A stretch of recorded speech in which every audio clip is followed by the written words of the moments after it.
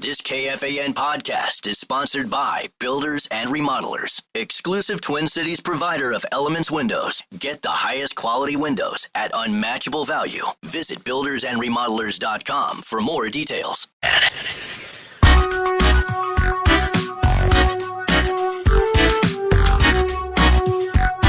9 to noon. And that's a fact. Time for two more. Good stuff. I know, right?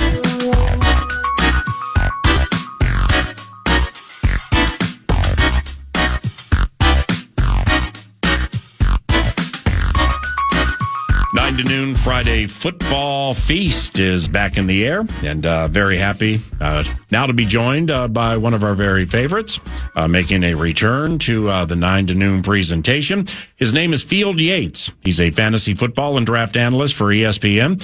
Follow him as we do here, 9 to noon, and with the feast, if you are so inclined, at Field Yates. And here comes the speculator, Field Yates. Field, Paul Allen, Paul Charchian, thank you very much for the help with the Friday football feast. How are things with you?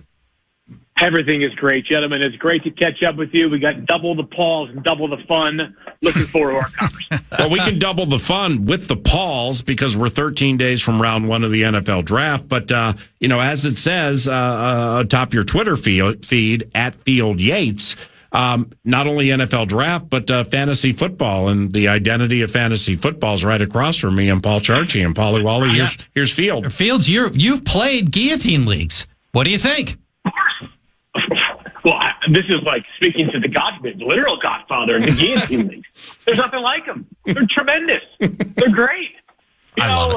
You could be, for those that aren't totally familiar with the way that they work, I mean, you could be bottom tier coming out the gates, right? You could just survive by the skin of your teeth, weeks 1 through 3. And by the middle of the season, you might be a wagon, right? I'm trying to think. Every year it feels like there's that one team that starts out 0-2, 0-3 in the NFL, and they make the playoffs, and we say, no one wants to face those guys. It was nearly the Bengals this season. Guillotine leagues, that happens like every week. It's awesome. So I can't recommend them enough. I love it. Field, do you ever win in guillotine leagues? Oh, I've had my fair share of wins in guillotine leagues, yes. Sweet. But, here's the reality, though, is you're playing a lot of them. You better win a couple of them, right? Like, we can't be going 0-4 and then talking about them on the radio afterwards. Yeah. But getting to the win is tough. I mean, you're basically, you have to, the single elimination style, all 18 weeks. Yeah. It is not easy. Getting that win, knowing that you could get chopped every single week to make it 18 weeks, that's as big an accomplishment as there is in fantasy football, getting to the end of a guillotine league. And Field, I'm with you. You're an elite football mind, but that doesn't necessarily mean everybody is an elite account budget balancing mind. And what I mean is with your fab, with that 1,000, you got that metaphorical 1,000 to spend on players. Do you shove close to all in early, or do you sit back and hide your Monopoly money under the table? Yeah, I think this is all an art much more than a science. So it just depends on how the squad looks coming out of the gates, right? So my preferred strategy is I'm not afraid to draft a quarterback earlier in a guillotine league that I feel like gives me a really high floor in those early weeks, right? So I might be more patient in my season-long leagues rather than drafting Lamar Jackson or Josh Allen really, really early. But in a guillotine league, look, if you get Josh Allen for 34 in the first week, you don't have to ace every other pick along the way to stick around past week 1. You just got to be, you can't be the slowest bear. You got to be just, faster than one other person there. So that tends to be, I tend to, in guillotine leagues, avoid volatility early and then pay for my volatility later on. But so I usually find a little bit of room in the kitty later on in the season because there is something glorious about being still alive, 6 or so weeks to go, looking at everybody else's bankroll and just laughing at them because I'm building hotels and strip malls on my property, and those people are like barely keeping up a shack. Yeah, they're on Baltic Avenue. All right, I'm going to get the currency of it all out of the way because I know the co-host is super excited to chat with you about the draft. Likewise for me. But Joe Flacco is a Brown. All right, Adam Schefter reported it for the mothership. So when it comes to the second overall pick in the draft, you got Flacco, the skeletal remains of Deshaun Watson and/or Kenny Pickett. So what do you think Stefanski does at 2? I think the Browns pick Travis Hunter. At this point, it feels like, and let me rephrase that. 2 weeks out, it sort of seems like, because saying something feels like something in the draft is a little bit of a fool's errand, right? Other than Cam Ward going first overall, everything beyond that I feel like is potentially subject to change. Cam Ward's going to the Titans. That part I feel extremely strongly about. But it feels like Travis Hunter. 2 weeks out is going to be the Cleveland Browns. The Browns are going to bypass the quarterback at number 2, feeling as though they could either get somebody at pick number 33, the top of the second round, or perhaps maneuver up the board a little bit late in the first round, where the cost would be certainly something, but not prohibitive to the point that it would compromise their draft capital either for the rest of this year or in a future year. So I wouldn't be surprised if the Browns are aggressive with their second pick as opposed to with their first pick, where they just take the player who I have had rated from the beginning of the process as the best in the entire class, that being Travis Hunter. We can sit here, we can debate whether he should be a wide receiver or a corner. My general feeling is like, just bring the guy in the building and figure that point out at a later time. There are some skills. If he's not at this level yet, obviously there's a lot of work to get to this level, but there are some skills within Travis Hunter's receiver game that makes me think about a guy who wears number 18 in the city of the Great Lakes. So I know that sounds like hyperbole, but we're also talking about the number 2 overall pick in the draft, the best player in the draft, and a guy that really is unmatched in terms of uniqueness and versatility. So if I'm the Browns, I am taking Travis Hunter at number 2. I am trying to find a quarterback a little bit later on in the draft, because I do believe there is about a possibility that Cam Ward goes 1, Shedeur Sanders has a little bit of patience, and he ends up at 21 with the Steelers. And then maybe the Browns and the Giants are angling for the Tyler Shucks and the Jackson Darts at the end of the first round or top of the second. And if Sanders really does drop into the 20s, and he's, the Browns could jump up and go ahead of Pittsburgh. They've got pick 33, the Browns do.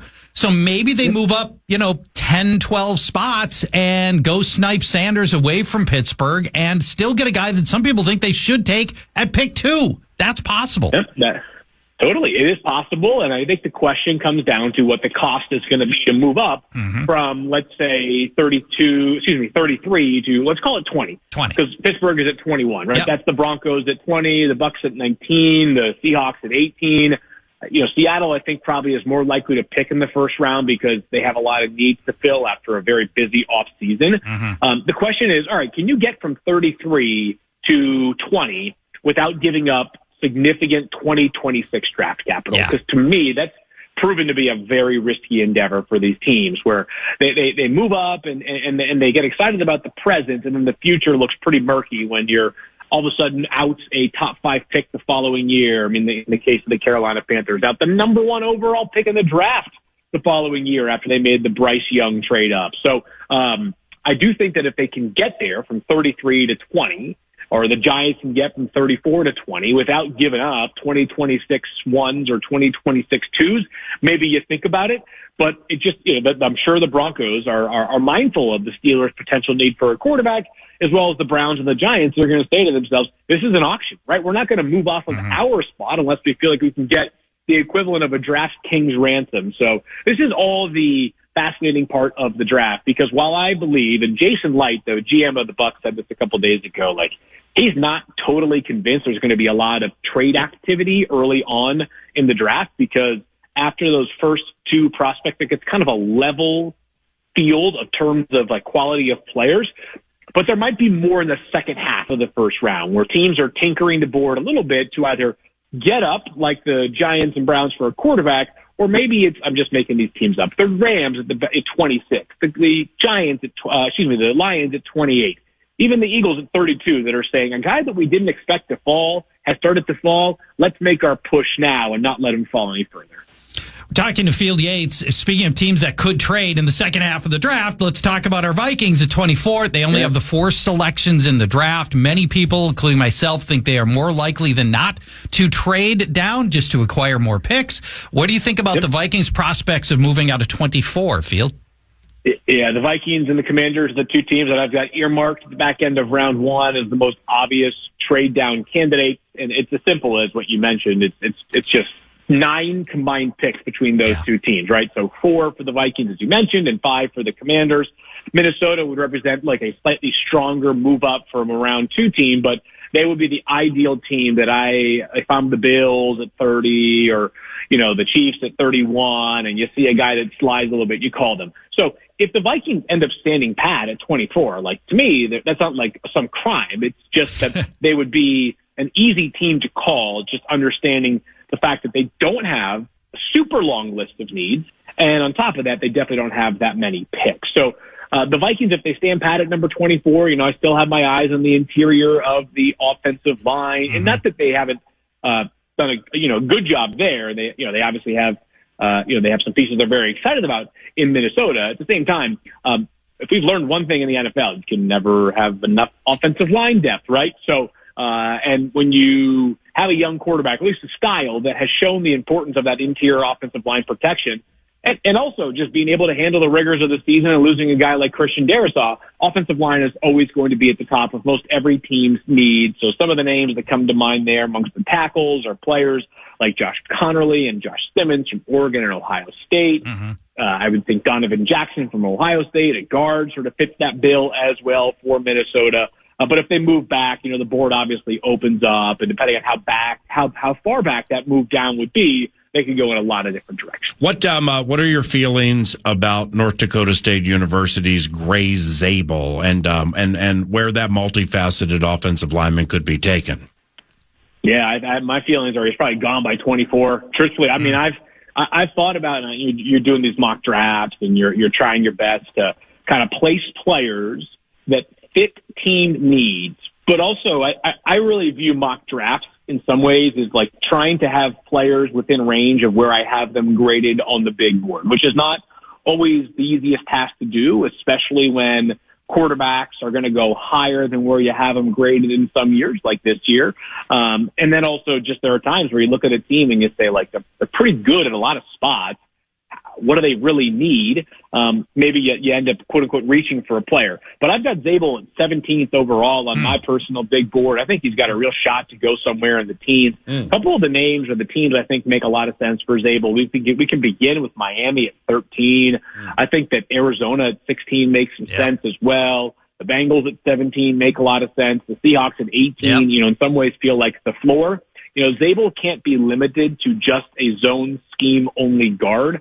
That being said, as opposed to a guy like Tyler Booker out of Alabama, he clearly can play in a zone scheme. I'd have some reservations about Booker playing in a zone scheme. Booker is this big, powerful mauler who has off-the-charts character. He's actually a Connecticut guy, so he's got a soft spot in the heart for people like me who live in Connecticut now. But he's the kind of guy that wants to play within a phone booth more so than he does play in space like Gray Zabel can, even though he is most recently a left tackle at North Dakota State. I think he is clearly capable of kicking back inside to play guard where he previously played. And I'm not saying that a team is drafting anybody to play 5 spots at once, but I really believe if you draft Gray Zabel and you have some attrition of your offensive line during the season, like you're spending some time in training camp at all 5 spots. That's what kind of prospect he is. You don't find a whole lot of guys like him.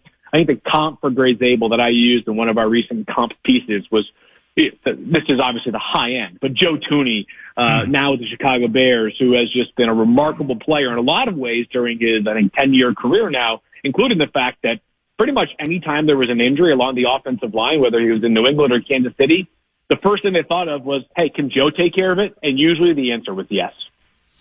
At 24 for the Vikings, another player that might not be there, maybe will. And we played audio of you, Field, talking about this guy a couple segments ago. The guy I'd love to see the Vikings take if they hold that pick at 24, South Carolina safety Nick Emanwari. The 10 out of 10 RAS score, the versatility that we know the Vikings covet on defense, his ability to play near the line of scrimmage, the tackling prowess, the fact that he's got ball skills, athletic freak. I'm just infatuated with Nick Emanwari potentially being there for the Vikings at 24 in that selection. What are your thoughts on Nick Emanwari? Yeah, this is the way that I've been describing him throughout the pre-draft process. I think he is the defensive version of DK Metcalf coming out of college. I mean that obviously as a compliment, right? Yes. Like this guy that is just so athletic that you sort of just feel like even if he has some limitations, in the case of DK, it was, hey, is he a little bit rigid at the top of routes? Does he lack, that lateral agility that some of these other wide receivers have? Well, in the case of with DK, he's kind of proven that just being bigger, more powerful, and stronger than you works just fine when you want to throw the football down the field. Now has a $150 million contract to show for it, does DK. So with Emmanwori, I do have some in-space concerns about that same sort of hip tightness, but then you're watching him and you're like, okay, well, he also can hit a running back like a defensive tackle. Yeah. He can cover a ton of ground in the back end. And he had 4 interceptions this past season, 2 of which were returned for a touchdown. It's just hard to find humans that are anything close to Emmanwori's body type. So, knowing how Brian Flores is, inarguably one of the most innovative coaches, at least on defense in the entire NFL, and Cam Bynum now being Indianapolis Colt, and the Hitman probably, looking at, if not one last season, maybe 1, 2 at most. You got to keep your eyes on that safety spot for Minnesota going forward. I know that it's not always fun when you're kind of backfilling needs as a team in the draft, but this is an exercise that is far more than just, hey, we need, and I'm not saying this for the Vikings, we need a wide receiver and a linebacker. Let's get both of them for this year. It's, hey, a year from now, we're going to have 3 safeties that are going to be free agents. Let's make sure we account for that spot as well. Field Yates, ESPN. NFL Draft. Do you think LSU offensive tackle Will Campbell gets to the Bears at 10? Or is that a good spot for him? And what do you like about this tackle? Yeah, I've been kind of on Will Campbell Island throughout the process. And, the 32 and 5/8 inch arms are, it's a number you have to be mindful of. You can't ignore it. And it would be amongst the shortest arms for any offensive tackle in the league. But when comparing him to some of the other guys who have played with that length arms, I just don't see nearly the same film for those guys in the past. Will Campbell makes up for that 32 and 5/8 inch arms with elite footwork. He's got this great body control. His ability to absorb contact and keep his base is just so special. It really wasn't much of an issue for him, I thought, in his college tape. So I think the range for Will is 4 to 10. 4 is New England, and if we assume that the second and third picks are in some order, Travis Hunter and Abdul Carter, the Patriots are sitting there at number 4, and they don't need a quarterback, obviously. So what direction do they turn? And I think the answer is Will Campbell, who I have him as the 5th-ranked player on my board. I know some others who I really respect have him maybe a little bit closer to 10, so they might view it as a reach. But for me, it's not. The only other player they would be bypassing in that circumstance, Mason Graham and Ashton Genty, which Ashton Genty I love as a player. I just think for the Patriots, where they're at organizationally right now, they need to be drafting guys that play more premium positions that can be around for 5, 7, 8 years, as well as Mason Graham, who, not that he's not an awesome player, but the Patriots just paid Milton Williams $104 million from the Eagles, and they already have Christian Barmore, who previously had the highest contract, or one of the highest contracts in team history, at like $92 million. So I look at New England as a team that's probably more set at defensive tackle than they are at left tackle. So that's where it starts. And then I think teams like the Jaguars at 5. I mean, really, the Jaguars at 5, the Raiders at 6, the Jets at 7, the Panthers at 8, the Saints at 9. Like, all of those teams are in the offensive line business. So Will Campbell, I think, is a top 10 lock, but the absolute lowest he goes, I think, is Chicago, where he could play right away as a left tackle, or if they feel like their new starting 5 is good to go, you can kind of have him as your super sub and then tap into him a year from now. And both Braxton Jones and Joe Thuney, the Bears' projected starting left tackle and left guard, are scheduled to become free agents. Field, lastly from me, Shedeur Sanders is the most polarizing player in the draft because of his father and his last name, and he plays quarterback. So, how with Shedeur Sanders, if wherever you put him, 21, 14, 5, whatever, how do you get there? Like, what do you think of Shedeur Sanders, and what makes him so polarizing, maybe outside of his father and the fact that he plays quarterback? I'm talking about his skill set. Yeah, so I just went to the Colorado Showcase last week where I don't know who from there was there from the Vikings. I didn't see any of the sort of the power players, the cabinet, so to speak, of KOC or Kwesi. But they had all 32 teams represented, and Shedeur just first. Let's just body type first. He's a little under 6'2", 210 or so pounds. So he's not an overwhelming presence at quarterback. Last year at the top of the board, Drake May and Drake May was kind of the only one of those guys last year that was that gigantic quarterback mold. But when you're talking about quote unquote prototypes, that's not the case for Shedeur Sanders. But he's very experienced, got great accuracy, really good touch on the ball, but he doesn't have this massive arm that you see for some of the other quarterbacks. Caleb Williams, very good arm strength last year. Jaden Daniels, very good arm strength. Drake May as well. I mean, really all the quarterbacks that went in the first 6 picks, or the 6 quarterbacks that went in the first round, I should say, had at least above average arm strength. So that's not the case with Shedeur Sanders. And then there's sort of you got to kind of really decide what was the root of the issue. Last year, Shedeur took 42 sacks, which was the most in the FBS. Oof. Was that an offensive line issue, or was it a Shedeur Sanders issue? Mm-hmm. I think that all sacks should be evaluated through the offensive line and the quarterback prism, and I felt at times Shedeur needed to play more urgently in the pocket. Are you holding on to the football for too long? Are you drifting? Are you trying to create the opportunity to throw that fadeaway pass when too often at the NFL level, the attempt at a fadeaway actually becomes a sack? And sometimes taking a sack to get to 2nd and 14 is fine, because the alternative might be 2nd and 21. And, ask even a brilliant offensive mind and play caller like Kevin O'Connell probably has a much shorter menu, a much smaller menu of plays that work on 2nd and 21 as opposed to 2nd and 14. Ashton Genty's range feels like it's as high at 6 with the Raiders, as low as 12 at Dallas. And I don't see a scenario where he's somewhere other than 6 through 12. What are your thoughts on Ashton Genty, and where do you think he goes, Field? All right, I'm going to throw a little bit of a curveball. Okay. This is not intel. It's not hey, I am just using institutional knowledge of how the draft and how NFL regimes operate. Yeah. I kind of wonder if the range for Genty is actually starting at 5. Yeah, it could be. With the Jaguars. And again, not that Travis Etienne, is not a solid player. His brother Trevor, by the way, is going to get drafted, I think, somewhere in round 4. So double the Etiennes, double the Pauls right now. I think Genty, the range probably starts at 5. The Raiders at 6 make a whole lot of sense. The Saints at 9 and the Bears at 10 and the two other teams. I think the absolute floor is the Cowboys at 12. I'd be surprised if he gets there. I wouldn't be surprised if he hovers to 8, 9, and all of a sudden you have teams angling to move up for Ashton Genty, because there's a lot of specials to his game. I mean, the number of forced missed tackles last year, the number of broken tackles last year, the contact balance is rare. 2 seasons ago, when Boise actually needed him to catch the football, he had the most receiving yards of any FBS running back. So he's a true dual threat back. I just think Ashton Genty is too darn good to not go in the first 10 selection. How he gets there or who he goes to remains to be seen, but I think he's a top 10 pick. That was fantastic. Thank you very much, Field, and look forward to the next time we get a chance to chat, okay?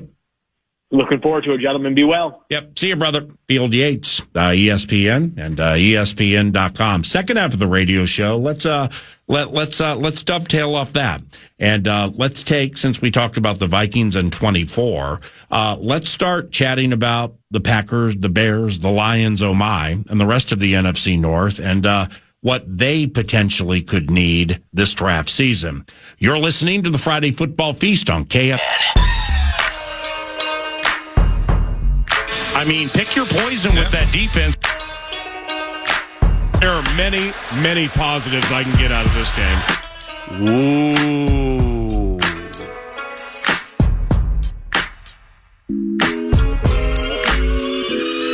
All righty.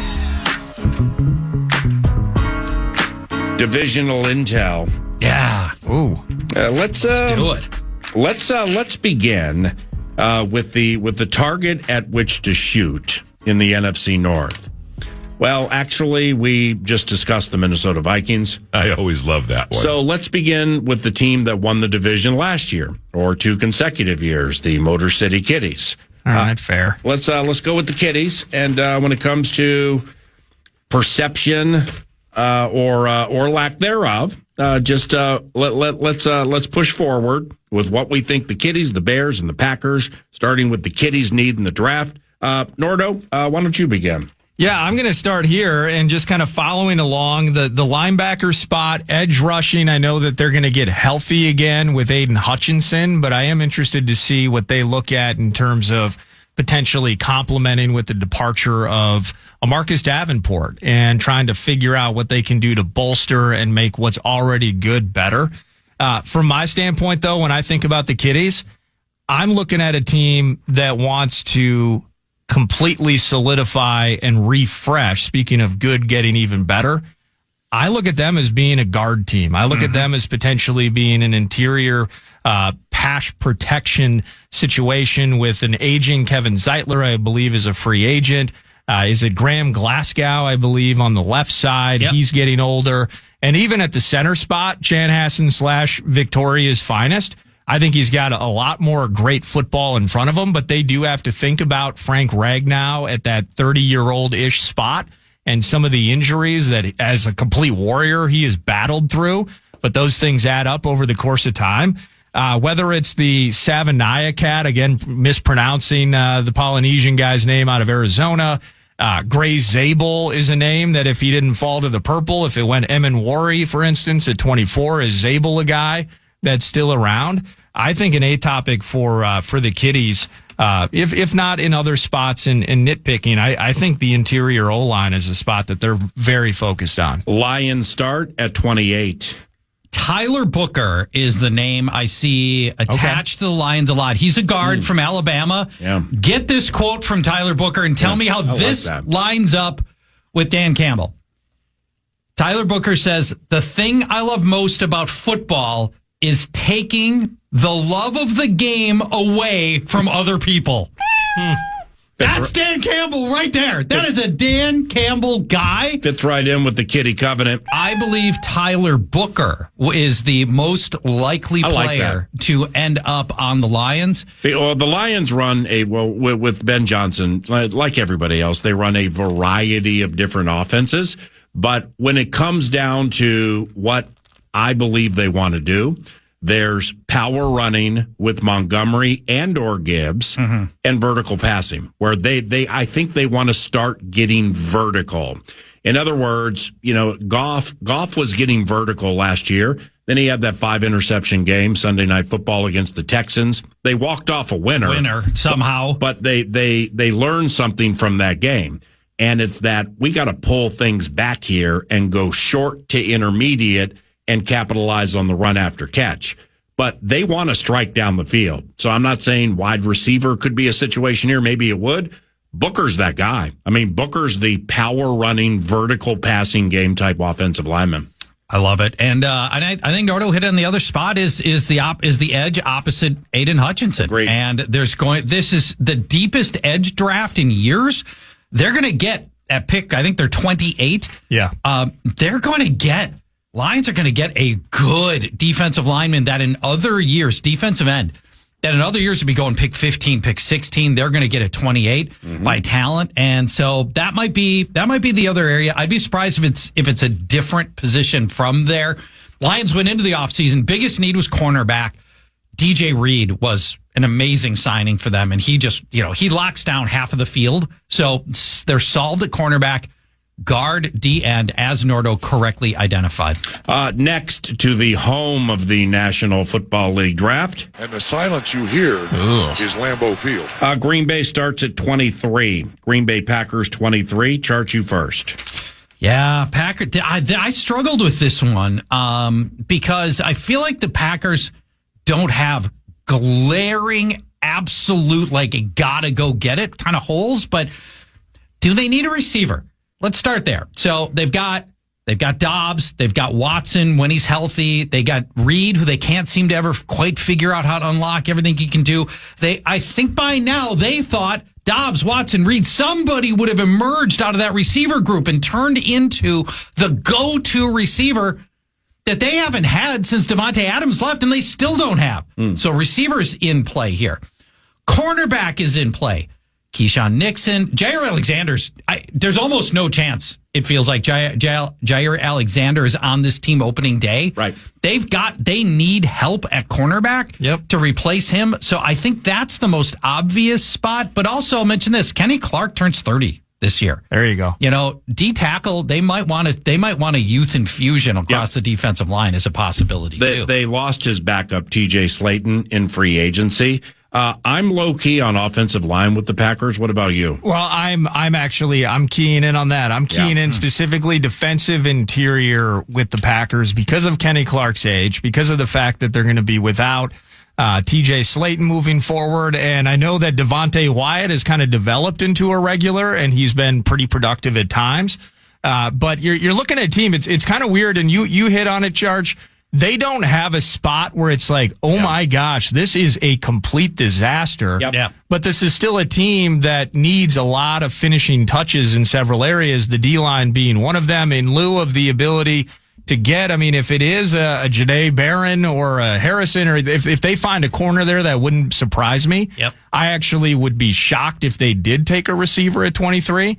I believe that given the depth of this D-line class, I think that's the direction that they would be likely to go, which means, you know, if the Vikings are hot on a Kenneth Grant, the Packers are in sniping territory on the purple right now, just one slot in front of us. If the reason to go wide receiver in the first round is just that it's such a shallow class. If Matthew Golden is sitting there for the Packers, and you know, you're looking at what could we get in the second round or third round or fourth round at wide receiver. It falls off hard this year, and that may push them to wide receiver in the first. I think running back is less of a long shot than maybe some people think, despite having Josh Jacobs. His contractual situation would add up to getting one now in a deep class. And because of how they use him, by the way. And right, exactly, the wear and the tear. My take for Green Bay would be, without tying any names to it, is I think you need to do whatever is possible to get the most you can out of your quarterback. It's not a make and break situation for me with Jordan Love. The back foot trick long term, I don't think is going to work. But he's hovering right now. He's not, you can't dive in and be like, why did we give him all that money? But you also can't be like, see, that's why we gave him all that money. So you don't want to be in a hovering situation or kind of a lukewarm gray area situation with the identity of your team. I mean, your quarterback who you gave that deal to. So that's why I kind of lean the way of offense for Green Bay, specifically with the offensive line. The Chicago Bears with Ben Johnson, they begin with the 10th overall pick in the draft. Nordo, why don't you begin with them Bears? Well, I will. And I was talking, I got Mini Haha Academy's finest, Charlie, here. He's our assistant producer today. And I was talking about, and Charlie. I mentioned him a couple of weeks ago, PA, how much I love Missouri's Armand Membu, one of the most aggressive offensive linemen in this draft. And for me, it's flip a coin. It's either the O-line in the same logic you're using with Jordan Love would be the logic around Caleb Williams. I know that they've added guys, but Tooney's near the end. Jonah Jackson, somewhat mid-lane, shorter-term situation there. They've had trouble. They're shedding Tevin Jenkins, I believe. He's going to end up elsewhere as a free agent. So it's either going to be O-line or, as you guys were talking with Field Yates, Ashton Jeanty, man. I think you're on running back watch with them in a big way, and it's the Ben Johnson formula. If you look at how the Kitties operated when they got Jahmyr Gibbs a couple years ago, taking a David Montgomery and really figuring out how to maximize him, I think they would try to do the same in this spot here. So it's O-line or running back for me, and I truly believe it's a coin flip. I wanted something I want to add about to just further the steam on Ashton Jeanty to the Bears. Yeah. DeAndre Swift is their running back right now. Ben Johnson's already benched him once when he was in Detroit. Right. And, they moved on. Didn't want Swift then. Yeah. He's not going to want Swift 3 years later and older now. Right. Swift is not going to be part of that Bears future in a meaningful way. But they would love to get Ashton Genty. But see, I agree. But Ben, as deep as this running back class is, if I'm Ben Johnson, I absolutely believe with the way I do things. Yeah. If I have the right offensive lineman and I have the right play calls and certainly the right quarterback, and do I believe they have the right quarterback? Yes, but I can't get over the hump on it off just what we all saw last year. The running back deeper in the draft. So deep. Yes. It wouldn't be surprising at all to me if he did that.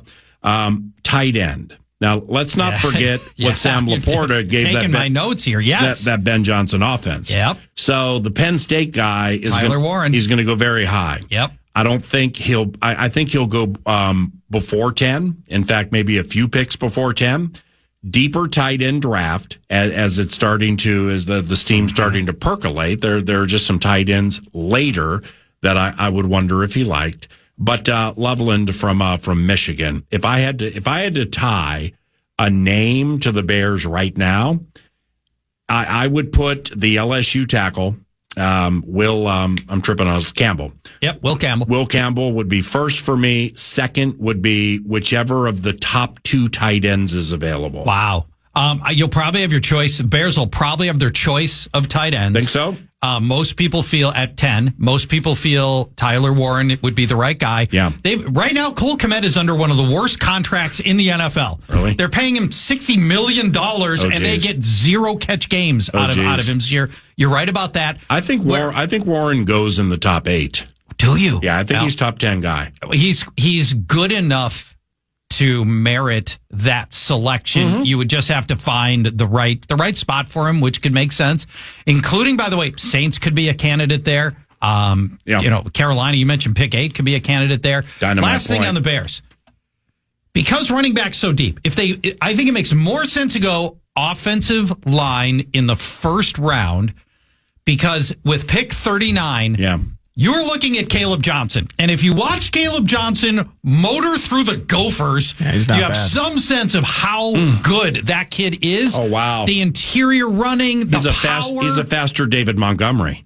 I mean, he's a bulldog like Montgomery. Yes. Wow. I like that comp. I like that a lot. Thor comps him to Larry Johnson. Yeah. I mean, that's a good one. I feel like that, to me, if they were to go Will Campbell, first round, Caleb Johnson at pick 39, that is an A+ scenario for the Chicago Bears. The 11 o'clock hour begins with Alec Lewis from The Athletic, but some more football conversation around the corner, perhaps on KFAN.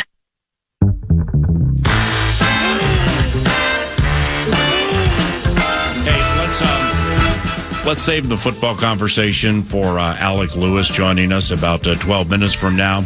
AC/DC was in town last night. Yeah. Rock and roll immortality. That's piqued your interest. Why? Well, AC/DC is one of the great classic rock bands of all time. It's not disputable in any way, shape, or form. They've been around now since the 70s. Their epic album, Back in Black, came out in 1980 and it's in the conversation for the most iconic classic rock album ever. Yep. Yielded 4 absolutely huge hits for AC/DC, and they were already fairly big before that. But Back in Black comes out. You remember their original singer died, Bon Scott. Yeah. And a lot of people thought the band would be it for the band. They brought in Brian Johnson. They record Back in Black, and it launched him into a whole other level. Brian Johnson, Bon Scott was a good vocalist. Brian Johnson had 2 things. He had the huge, big voice, and he also wrote double entendre like nobody else, man. Right. Every song has got something to latch on to if you are a sex-crazed 17-year-old boy. And that was like, right as I'm growing up, that was like the heyday of AC/DC. And Back in Black, 3rd best-selling album Worldwide, period. Like third more than best Thriller. selling. I think Thriller is number one. Yeah, so it's up there. It's up there. Damn. We're talking about that for AC/DC.